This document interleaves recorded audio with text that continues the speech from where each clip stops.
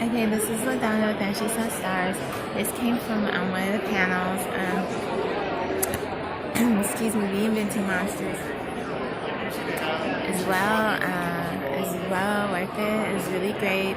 I had to learn a lot about monsters, and I've been having problems with monsters myself. In society, and sort of running into things like harassment, racism, and sort of looking at things of monsters like Sesame Street and those monsters, and sort of like scary films are out, hauntings and everything.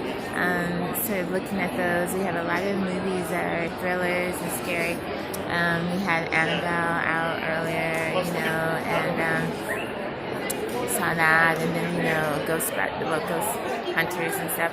We have a lot of this stuff going on, monsters in society, and so looking at these things, and a lot of the people or folks in the panel were asked, what are your monsters, and one brought up serial killers and werewolves, and a lot of things about books. Favorites, Shelley, Frankenstein's, and sort of how we can look at this thing, and talk about Lovecraft. One of the authors I've been sort of interested in, but sort of nervous to get into, not because I don't know a whole lot about Lovecraft, but it's supposed to be really scary. So I'm really into this sort of time frame, the beginnings of sci-fi, and how are they here?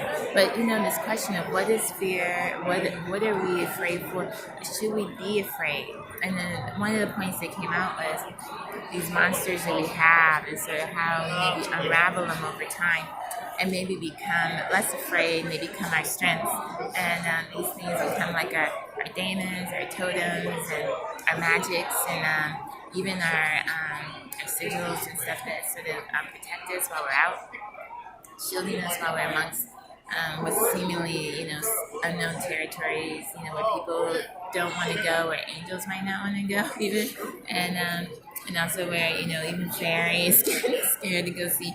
And so we have to sort of find these strengths within ourselves to sort of come forward and stand up for ourselves, whether we're in pain, we're ill, or sick, or strong, we just got promoted, we just started dating, or we just got a kick-ass panel. I highly recommend, if you come to LA Comic Con, if you don't make it this year, it's the 11th through the 13th of October in downtown LA at the Convention Center, LA Convention Center. Next year is supposed to be, I believe, the 25th through the 27th, but in September, okay?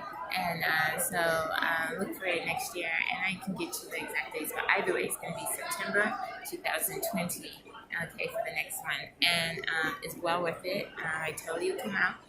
There's lots of stuff for press, industry, my compatriots that are working, the beat or whatever.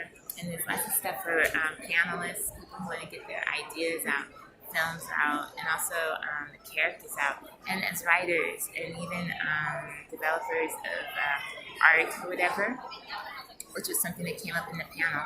This is where we can come and sort of see the fruits of our labors, and also get that stuff that we need so we can continue. It's very difficult in the world and industry, often, and certainly today, it could be hard. And things like this, food, friends, new friends, and even strangers, moments that we have can bring us through, and it can give us the things that last.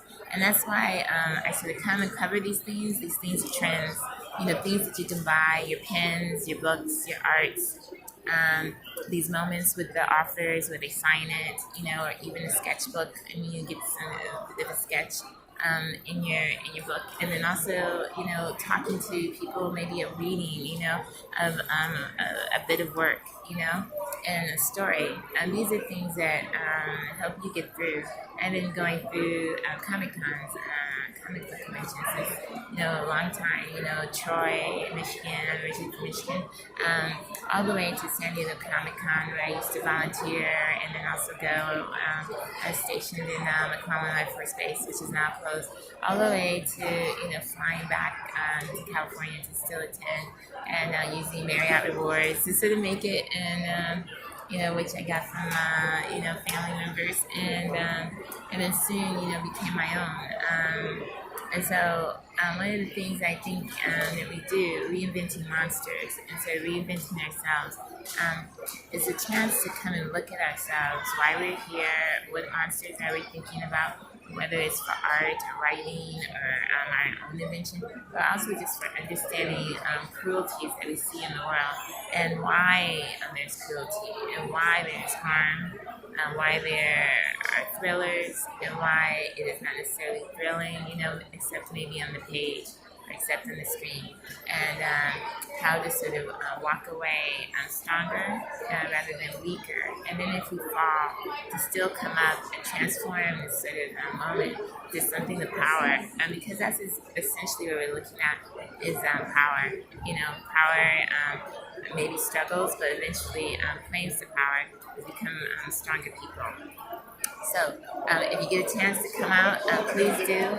This is still LaDonna Davis with Ashes of Stars. I'm going to maybe go down to the booth, do some interviews, maybe some more fashion that's really unusual that I'm interested in, and then even some art. And at the end, I might go over my purchases that I buy. I'm sort of on the lean budget this year, okay? But that doesn't mean you can't buy, okay? So I'm going to show you where I got my stuff. I bought some arts, okay, some Ruti earlier, and I've been on the constellation stuff that I'm studying right now, and then I'm looking for some other stuff, little baubles and stuff, because I love little blings, and I also like, I started looking into this hair, this is stuff with wigs, colored hair for people. How great are these wigs to make our costumes great, okay? And then also maybe how great are these wigs for people who have cancers or illnesses of the skin, of the head, or whatever, as a means to sort of look beautiful.